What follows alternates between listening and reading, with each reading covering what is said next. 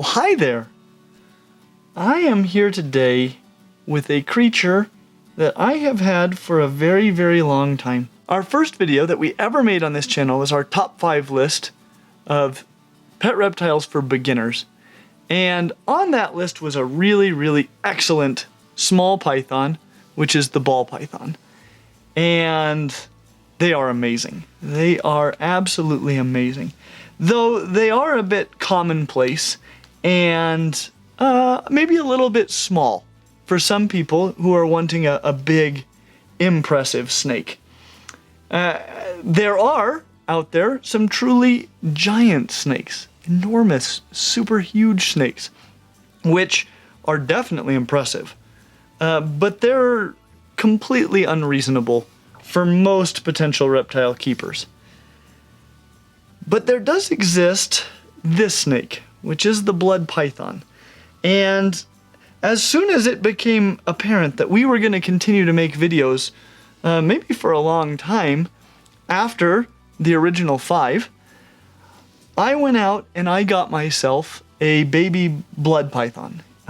He was probably about 6 months old when I got him. And the reason for this is because blood pythons are incredible. But they've got kind of a questionable reputation a little bit. And I wanted to have a really, really good feel for blood pythons and what they're really like before I ever talk to you guys about them. And really, ever since the beginning, people have been asking me, make a blood python video, make a blood python video, make a blood python video. And I've been waiting for enough experience and for this guy to get a little size on him. And the truth is, he's still pretty small. I'm not power feeding him. I've been growing him up nice and slow and steady, keeping his weight right and his health the best that is possible for him to have a long and healthy life. But people have been asking and asking and asking, and the truth is he's going to get bigger than this, but I've decided he's big enough. It's time to talk about the blood python. Blood pythons, they're incredible. They are incredible snakes. As I already mentioned, they've got, it's the most perplexing size ever. Like I said, this one's already pretty small. They can get up to over 5 feet long and up around 20 pounds. And to give you a little perspective, my 7-foot long Central American boa Ember, that you know from our boas video and many of our other videos, she doesn't weigh anywhere close to that much. Maybe getting close, but she definitely doesn't weigh 20 pounds, and she's a lot bigger than blood pythons, at least in terms of length. And the thing about blood pythons is they are stout. They are stout snakes at 5 feet long. They're probably about as big around as like a 12 to 15 foot Burmese python.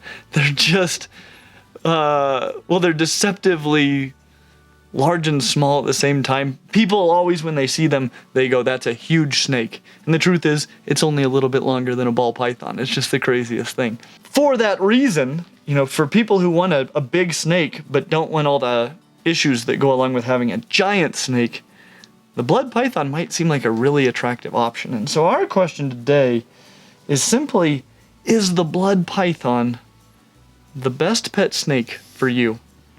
To help us figure this out, we've broken down the blood python into our 5 categories, which are handleability, care, hardiness, availability, and upfront costs.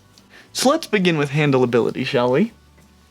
When it comes to handleability, and my blood python today is actually being quite excellent, and he is most of the time, but we give the blood python an overall score of 3 out of 5 for handleability.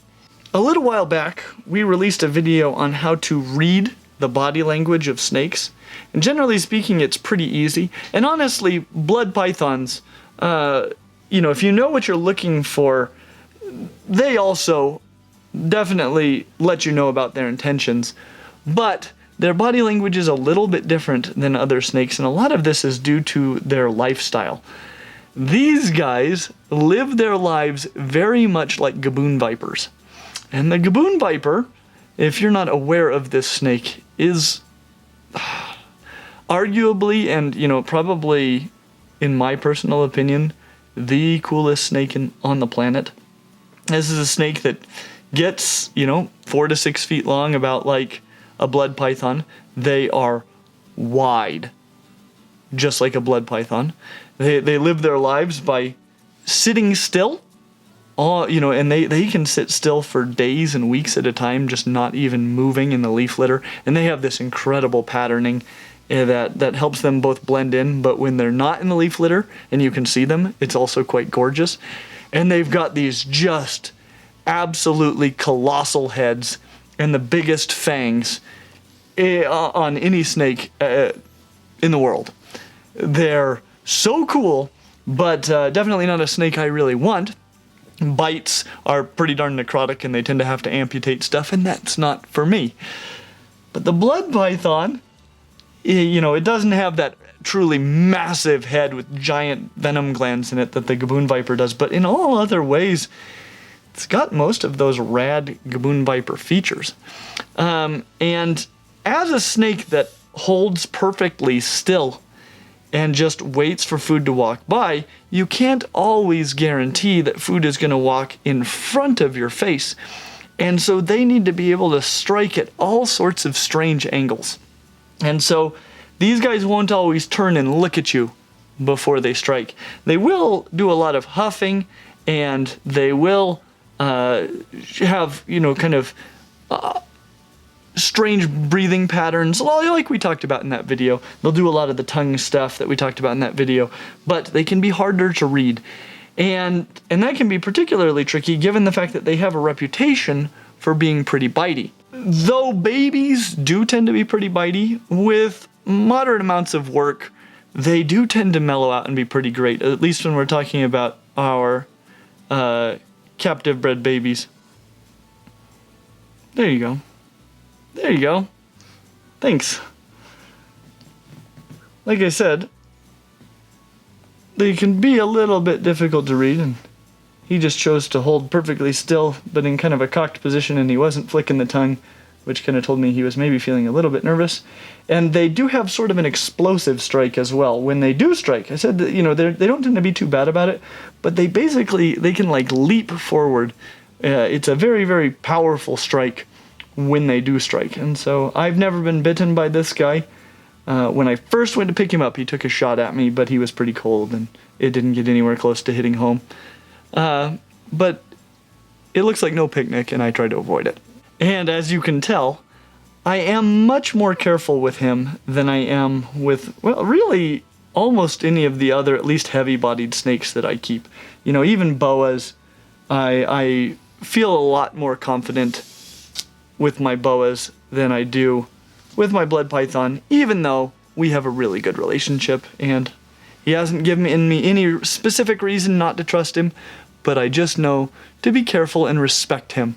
Also, when it comes to handleability, these are a wonderful snake and they get impressively large, but they are a ground-dwelling snake, and you are essentially a tree when it comes time to handle them, and they are not good at this. They're an awkward snake in the trees, because this is just not a thing they do.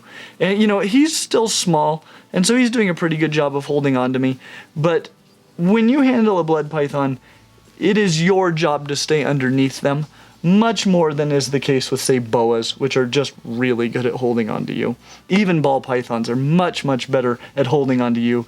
Your job is basically just to stay under the whole mass of the blood python. And when they get big, that gets tricky. 5 feet and 20 pounds of ground snake is just an awkward noodle to juggle. For a snake their girth, they're pretty easy, because a lot of the other snakes with a girth like that are going to be weighing, closer to 100 pounds. And 20 pounds is easier to juggle than 100 pounds. But with a snake this awkward in the trees, you're working at it. It's a job. I would say that this is not the most reasonable snake to handle at all. But when it comes to snakes that most people would perceive as being a giant snake, these guys are great. 20 pounds sure beats 200 pounds when you're trying to manipulate it and carry it around. I do just want to pause for a moment just to say thank you to our patrons at Patreon, and just to tell you a little bit more about some of the features, because we've got a ton of features. You should go check out our site, our Patreon site, just to see all the features available. But we intend to do a lot of updates on many of the animals that especially are growing up, like this blood python, so that you can see them down the road, because we might not always do a ton of update videos. We'll do them from time to time, but especially for our patrons at Patreon, we'll try to give you frequent updates on just, how this snake is doing, because right now, he's still kind of a little guy. I think he's big enough that you're starting to get the idea, and I don't think I could make you wait any longer, but he's going to get a lot bigger than this, and you might not want to miss it. When it comes to care, we give the blood python a score of 3 out of 5. I'm going to be very clear about this at multiple stages, but the biggest and most important thing for these guys as far as care goes is just getting their humidity right.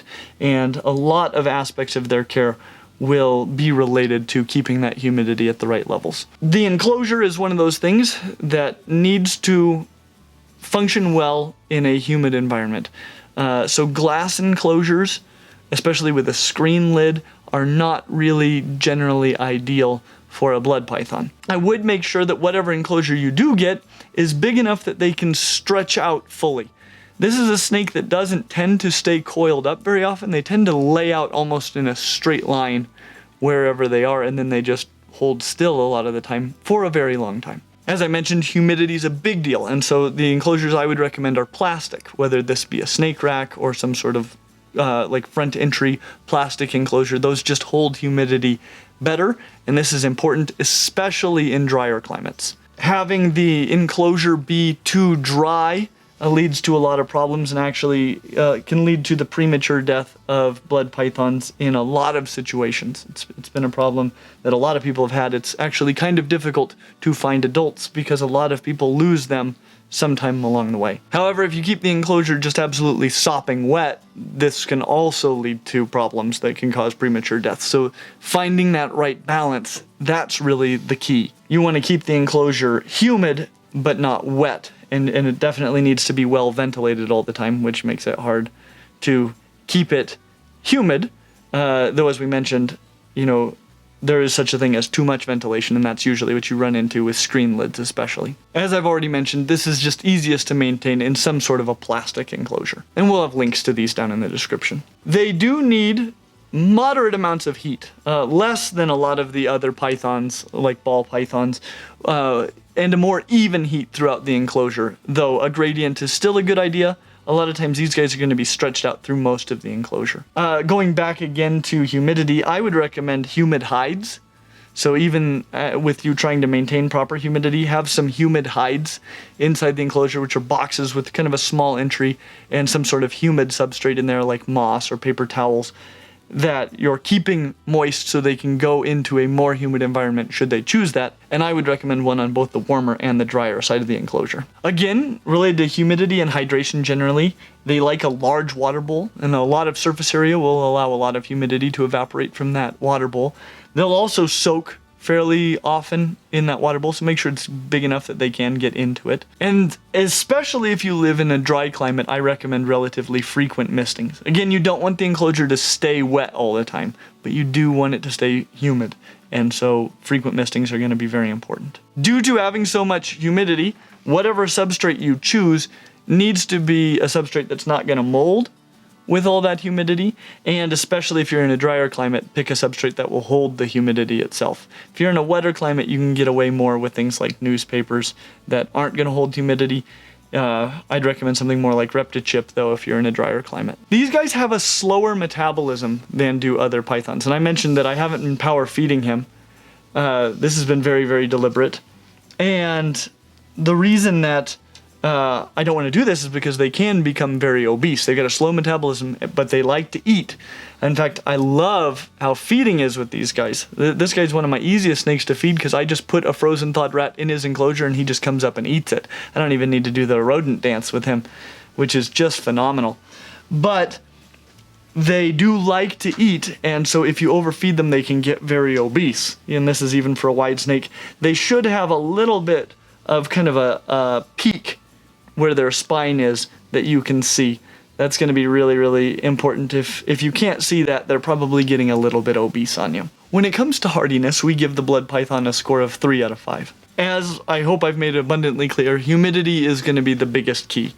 If you get that right, they're probably going to do just great for you. But make sure that you still have proper ventilation, which it can sometimes be counterintuitive when you're trying to get humidity up. Respiratory infections are going to be the biggest deal, and we recently did a video about treating a respiratory infection in a carpet python, and this is a very, very similar thing, and this is honestly one of the issues that can most easily cause you to lose a snake.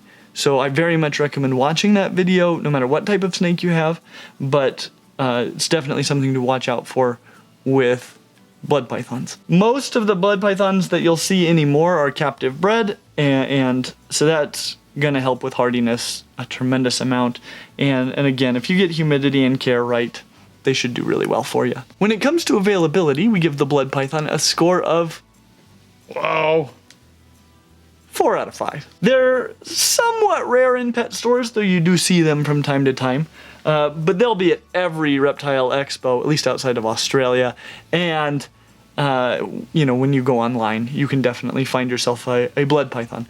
There aren't as many people working with them as some of the other pythons, especially ball pythons, but there are a lot of people having great success breeding blood pythons, and you can find one. When it comes to upfront cost, we give the blood python a score of 3 out of 5. The snake itself is very reasonably priced. You know, you can even get some cool morphs for not a ton of money, because they are a little bit overlooked by a lot of the hobby, and they shouldn't be. The enclosure for them is probably going to be a bit more expensive. I mean, though you can get away with a plastic tub and a heat mat and a thermostat, you know, if you're getting something that is either a little more functional or looks a little bit nicer than that, those plastic enclosures tend to just cost more than do glass enclosures, and that's just part of the deal. The enclosure, as we mentioned, you know, it's a little bit more expensive, and it's gonna be a little bit larger than what you would need for, say, a ball python, because this snake is a little bit larger.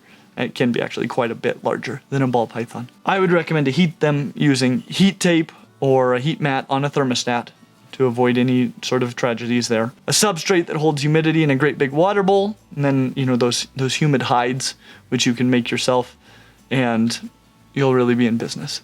And that is why overall, we give the blood python a score of 3.2 out of 5, which is actually a darn good score. I wouldn't recommend blood pythons to inexperienced keepers, but for a giant snake, which these arguably are, they're pretty darn reasonable. If your dream snake is essentially a bright red gaboon viper with a comparatively small head that never causes amputations, then the blood python very well may be the best pet snake for you. As always, like and subscribe, and we hope to see you real soon.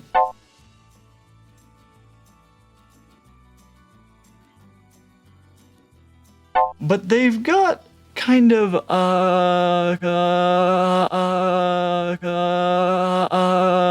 questionable reputation.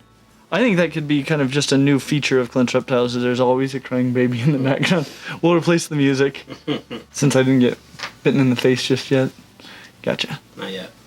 Can you demonstrate the rodent dance for me? No. I could if I wasn't holding him. I'm getting Clint's crotch.